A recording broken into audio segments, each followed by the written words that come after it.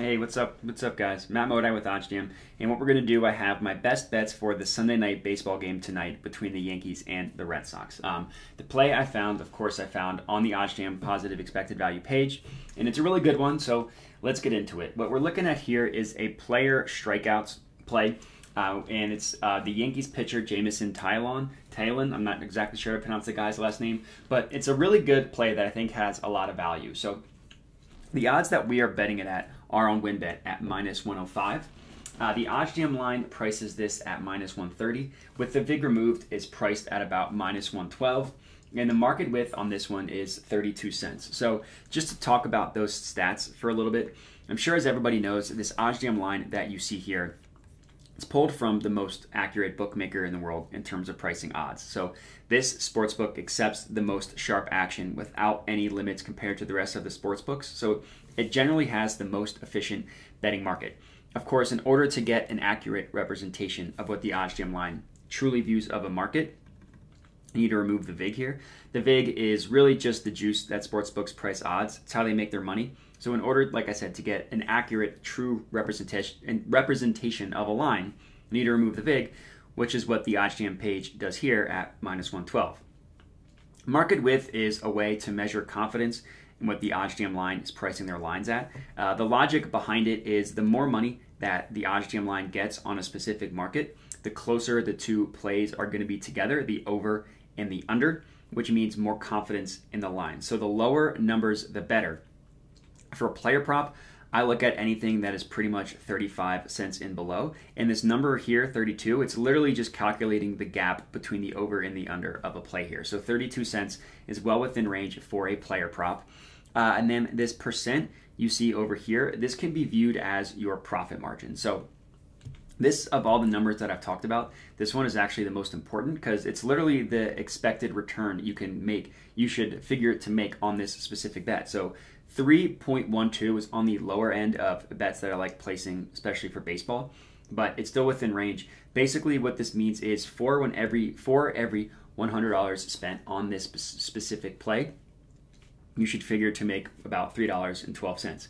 Now, you're not breaking the bank on any one of these individual plays. You see the highest we see here is about 6%, but you have to imagine the percent across, hundreds of dollars and hundreds of bets. So if I'm placing 20 bets at this exact percentage, 20 times 3, you're making about $600 a day, depending on what your unit size is, obviously. And if you, $60 a day multiplied by 7 days, $350 in a week. So you start to understand just how much profit you can make over the course of time placing positive expected value bets. You just need to understand that it happens over time. So obviously with this specific bet, if it wins, I get on my profit. If it loses, I lose on my risk. But in general, you should see your expected profit equal your real profit, your actual realized profit over time. So this is a play that I put about 3% of my bankroll on. It's about an $80 play for me that I have up here on WynnBET. So let's go ahead and place this bad boy. Bet has been locked in. Over 4.5 strikeouts, Jameson Taillon on the Yankees versus Red Sox. So I just wanted to lock it in before the lines changed. Another reason why I like this bet, so if you right-click on a play and open link in a new tab, it takes you to this tab here, which it just shows where every sportsbook are pricing odds at.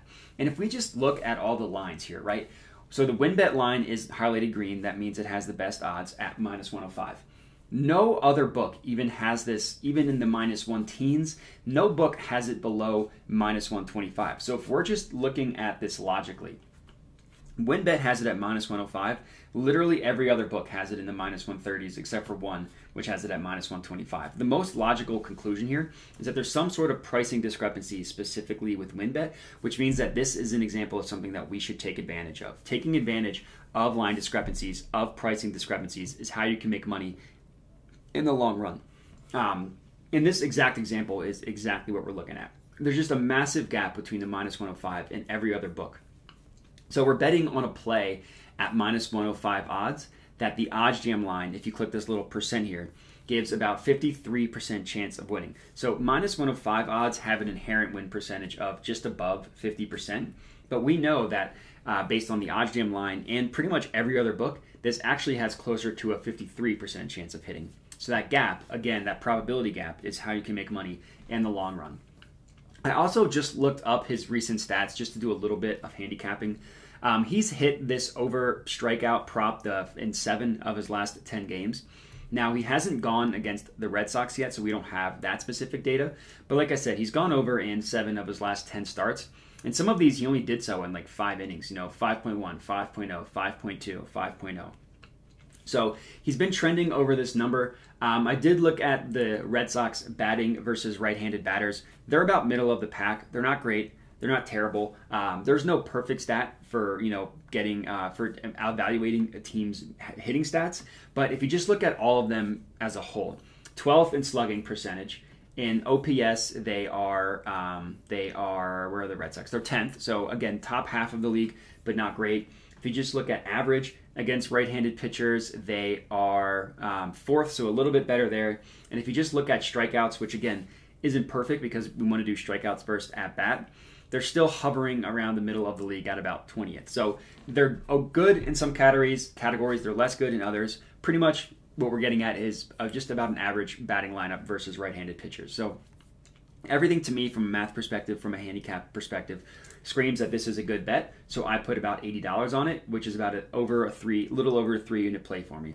So now the last thing I need to do, just add this to my bet tracker. You saw the button, click add to bet tracker. I put $80 on this one. You click save, and then good to go. You'll see it pop up with the little check mark here, meaning that this has been bet. And that's all I got for you. So that's going to be my one bet for the Sunday night baseball game tonight. Let me know your thoughts. Let me know if you're tailing, but that's all I got for you. So I appreciate you guys watching, and have a good one.